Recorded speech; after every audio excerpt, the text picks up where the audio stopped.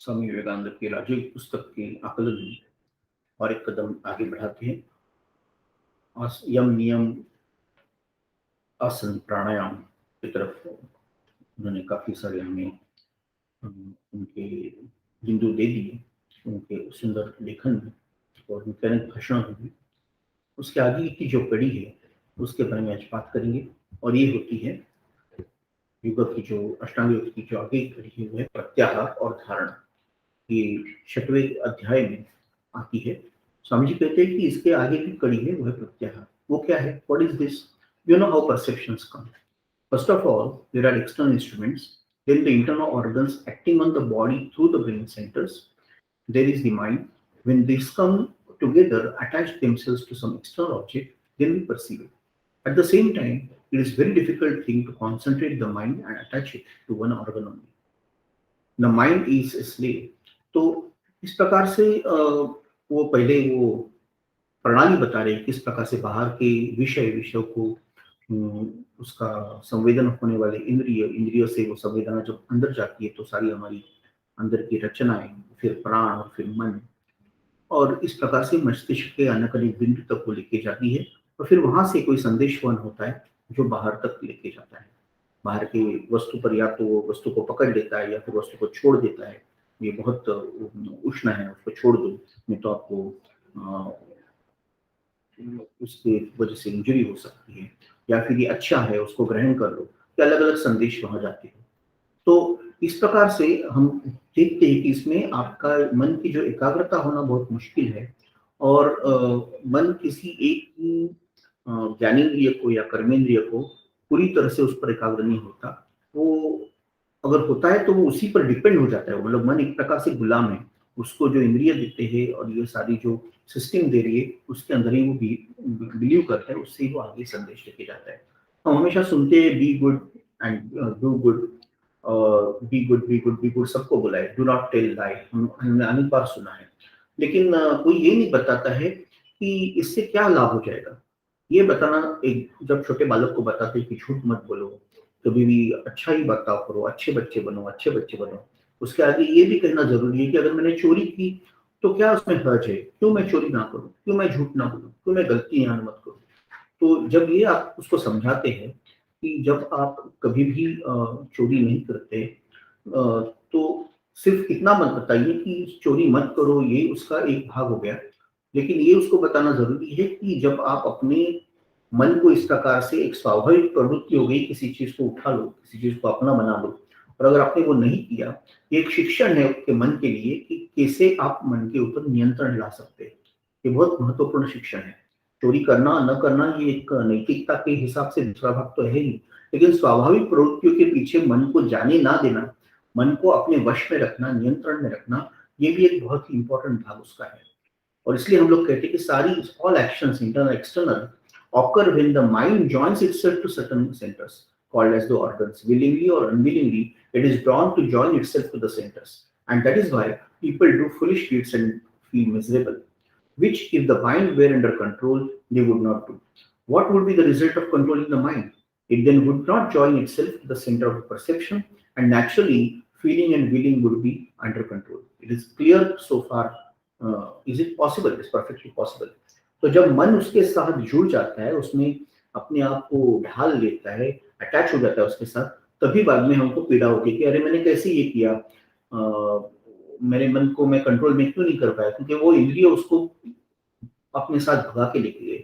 वो सारे जो विषय थे, विषयों से संलग्न इंद्रिय और इंद्रियों से आने वाले ये सारे जो उसके आघात प्रत्याघात थे, उसके साथ मन भी चला गया और फिर उसको पश्चाताप होता है बाद में कि मैंने ये क्या किया, मैंने ऐसा क्यों किया। बहुत दुखी हो जाता है कि मैं कैसे मूर्ख के जैसा मैंने बर्ताव किया, अपने किए पर ही पछताता है। तो अगर मन पूरी तरह से अपने कंट्रोल में होगा, भावनाओं पर अगर अपना पूरा कंट्रोल होगा, अगर अपनी संवेदनाओं पर अगर हम लोग ठीक ठाक उसको देख पाए कि ये क्या हो रहा है मेरे साथ में, कहाँ उसको रोक दूं, तो ये कभी भी नहीं होगा। क्या ये संभव है? कि ये बिल्कुल संभव है। You see, in modern times, the faith healers teach people to deny misery and pain and evil. Their philosophy is rather roundabout, but it is a part of yoga upon which they have somehow stumbled. Faith healers ऐसी बात करते कि अपने मन को अलग कर दो, ये कर दो, वो कर दो, और कभी भी दुख को महसूस मत करो, गलतियों को ये मत करो, वो सब बताते रहते हैं। पीड़ा को मत महसूस करो। तो ये क्या है, उसको डिनायल करते कहीं कहीं किस प्रकार से वो योगा का ही एक भाग सिखा रहे हैं, लेकिन अभी तक वो पूरी तरह से उसको वैज्ञानिक रूप से नहीं सीखे। कहीं ना कहीं वो ऐसे ही वहां पे अटक गए, कहीं पे आके गिर गए, उनको थोड़ा सा लाभ हो गया कि योग विद्या का थोड़ा लाभ वो अपनी भाषा में, अपनी अपनी क्षमता के अनुसार, अपने अंदाज में उसको बता रहे हैं, लेकिन वास्तवता ये मूल्य योग शास्त्र, योग विज्ञान है। When they succeed in making a person throw off suffering by denying it, they really use a part of pratyahara. जब किसी को वो बताते हैं कि इसको बिल्कुल नकार दो कि आपको कोई पीड़ा है, आपको कोई दुख है, इसको नकार दो और अपने आप में अब ही ये समझ लो कि आपको कोई दुख नहीं है, तो वो एक प्रत्याहार का ही वो एक भाव पहले यूज कर रहे हैं। तो हिप्नोटिस्ट भी इसी प्रकार से काम करते हैं, वो एक सजेशन देते रहते हैं और वो एक्साइट करते हैं पेशेंट में एक टाइप का मॉर्बिड प्रत्याहार, उसको स्वामी जी कहते हैं कि so that hypnotic suggestion can only act upon a weak mind.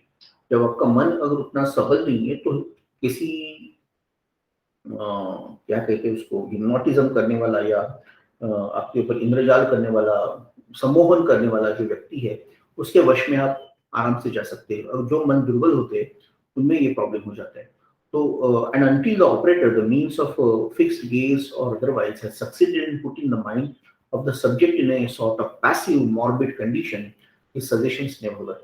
कभी भी वो सफल नहीं होंगे। अगर आपके मन में वो सबलता या आपके मन में दृढ़ भाव है, तो कभी भी इस प्रकार के लोग आपको सक्सेसफुली हिप्नोटाइज नहीं कर सकते थे।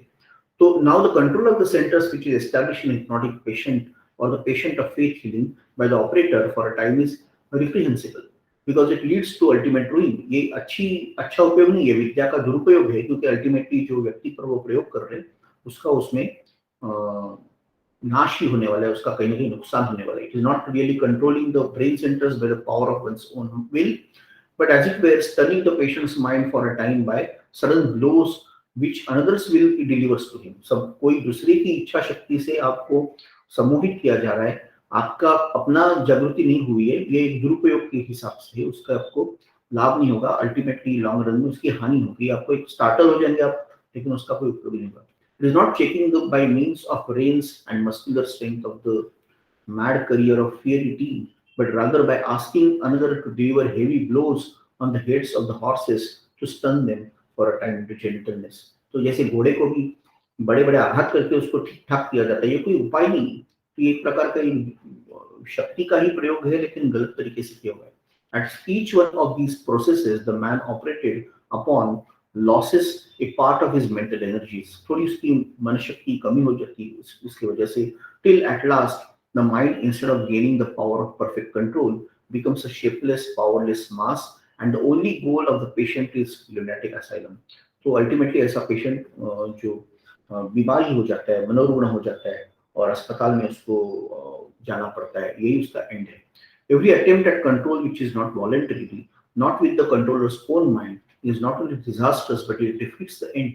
ऐसे में कुछ नहीं, उसका जो मूल, उसका जो प्रेरणा थी, उसका जो आधार था, उसके लिए जो करना आवश्यक था, वो छोड़ के दूसरा ही कुछ उन्होंने कर दिया, तो उसका गलत इस्तेमाल हो गया, यही उसका एक भाग हो सकता है।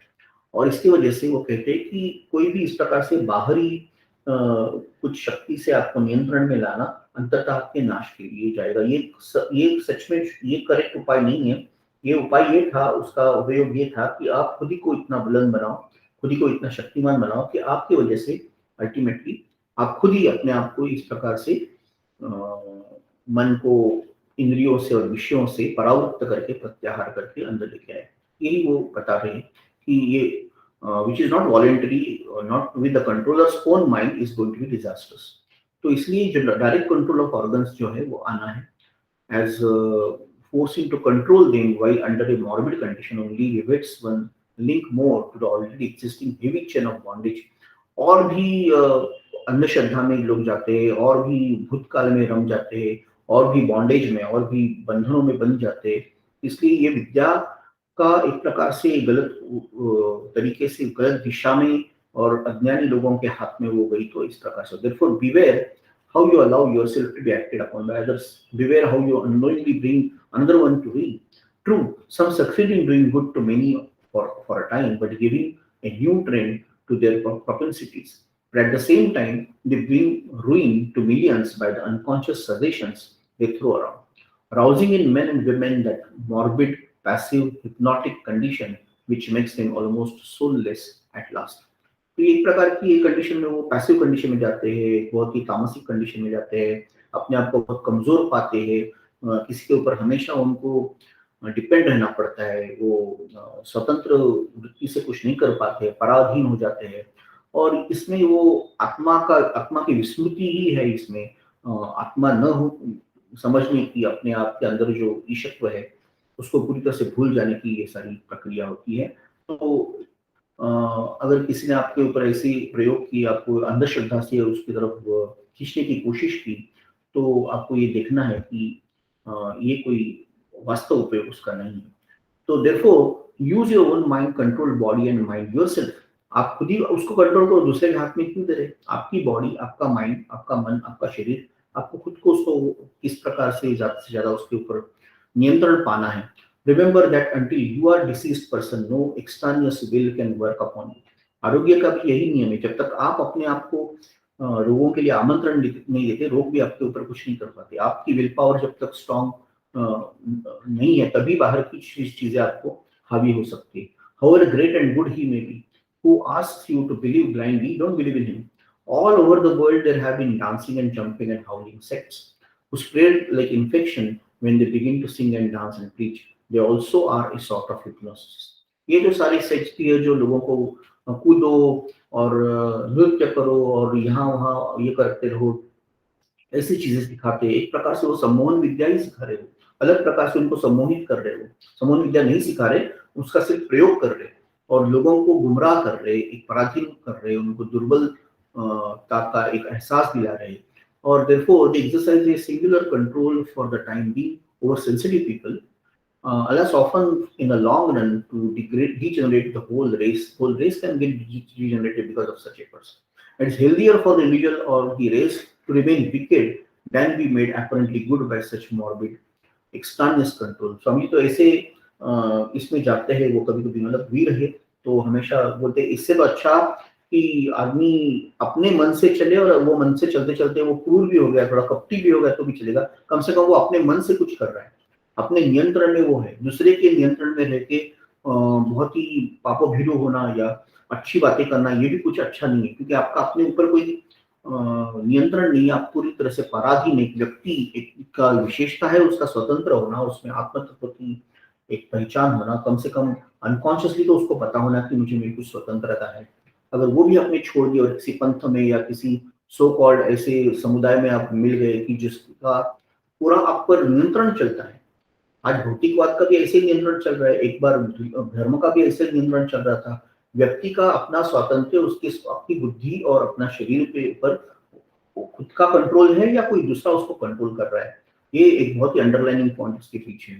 तो they little know that the minds which attend to sudden spiritual upheaval under their suggestions with music, prayer and all are simply making themselves passive, morbid and powerless, opening themselves to any other suggestions, be it ever so evil। So ऐसे सब करके बहुत बड़ा कुछ नृत्य गान, तू खेलो कूदो और कुछ प्रार्थना और संगीत विंगीत के वो भी नशे में लोगों को लेके जाते हैं, और एक प्रकार से उनको उनके स्वतंत्र बुद्धि और स्वतंत्र मन के ऊपर का नियंत्रण अगर वो इस सारी बातों में खो रहे हैं, तो उससे बड़ा नाश है, उससे बड़ा उसका आत्मनाश का कारण नहीं हो सकता। उससे तो अच्छा है कि आप स्वतंत्र रूप से चाहिए तो अथीस्ट बन जाओ, चाहिए तो नास्तिक हो जाओ, चाहिए तो अपने आप कुछ स्टार्ट करो, लेकिन बुद्धि का जिसको हम लोग बोलते हैं बुद्धि गिरवी रख दी, मन को पूरी तरह से किसी के इसमें अंधश्रद्धा से, जो सदगुरु है उनकी तरफ शरणागति लेना अलग बात है, और जो सब भोंदू लोग और जो ऐसे इर्द गिर्द घूमते रहते हैं उनकी तरफ धर्म के नाम पर या किसी भी विज्ञान के नाम पर भी,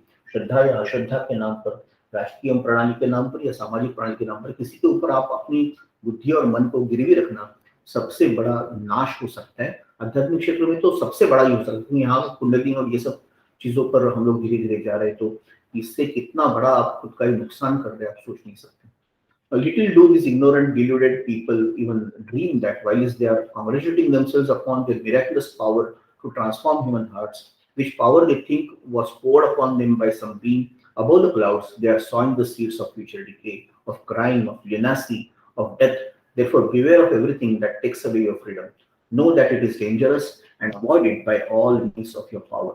ऐसे थोड़े से जो उनको थोड़ा ऊपर से ज्ञान मिला है, कभी आघात से या कभी उनके खुद के तपस से भी, अगर ऐसे लोग भी ऐसी चीजें कर रहे अपने प्राप्त ज्ञान का और शक्तियों का दुरुपयोग करके आपको पराधीन कर रहे, आपका स्वातंत्र्य आपसे छीन लिया जा रहा है, व्यक्ति स्वातंत्र्य, आपका बुद्धि स्वातंत्र्य, आपका प्रेरणा स्वातंत्र्य, आपका मन का स्वातंत्र्य, भावनाओं का स्वातंत्र्य अगर पूरी तरह से गिरवी रखा जा रहा है, तो शायद कभी उनको भी पता नहीं होता कि उनको लगता है मैं बहुत बड़ा सत्कार्य कर रहा हूँ, इतने लोगों को मैंने इस रास्ते पे मैं लेके आया।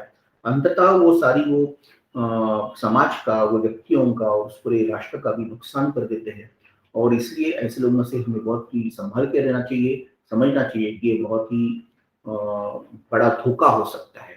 और he who has succeeded in attaining and detaching his mind to and from the centers at will has succeeded in pratyahara, which means gathering together.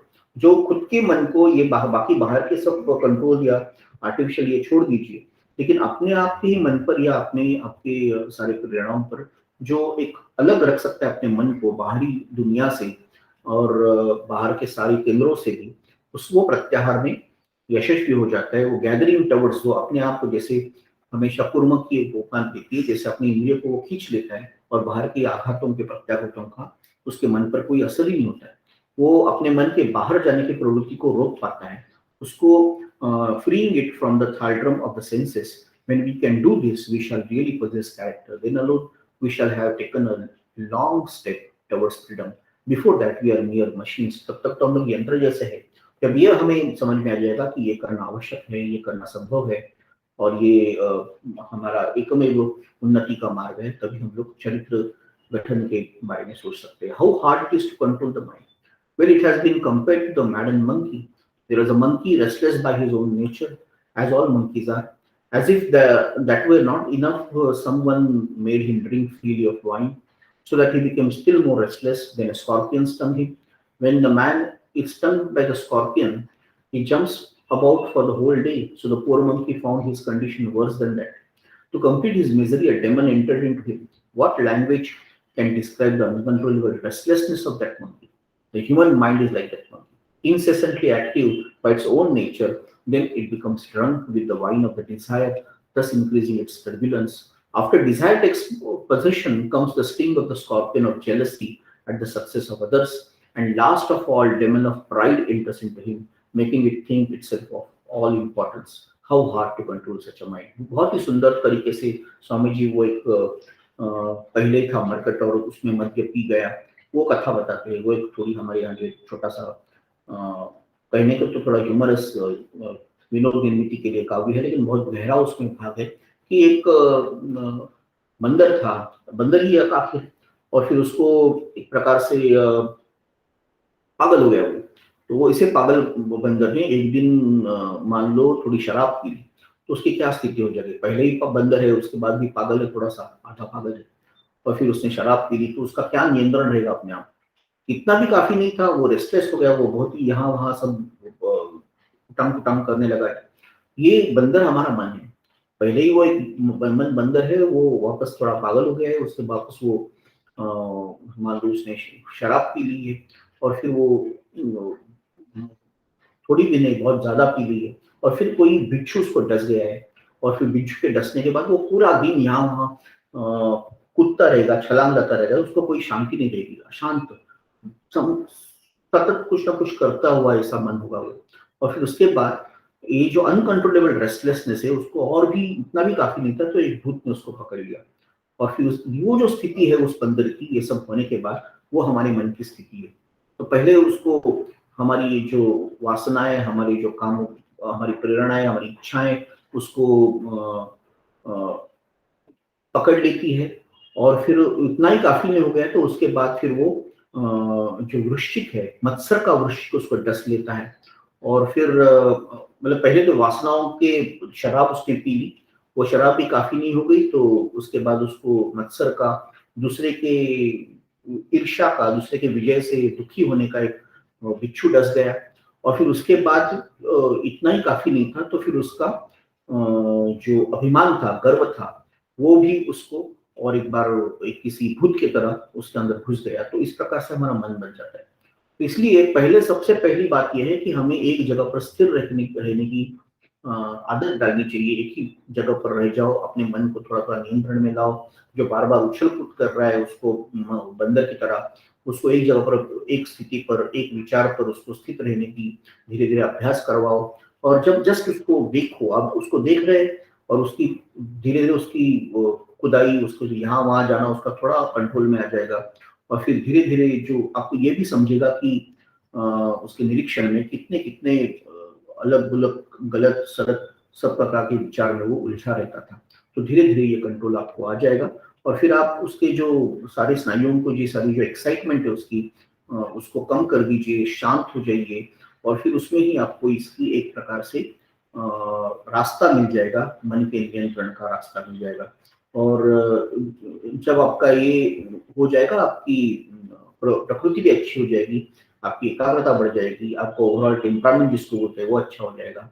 और ये मन को कंट्रोल करना बहुत मुश्किल है। अर्जुन ने भी कृष्ण को कहा था, जैसे एक नाव को बहते पानी में नाव जैसे यहाँ वहाँ जाती है, वैसा ही मुझे मन लगता है।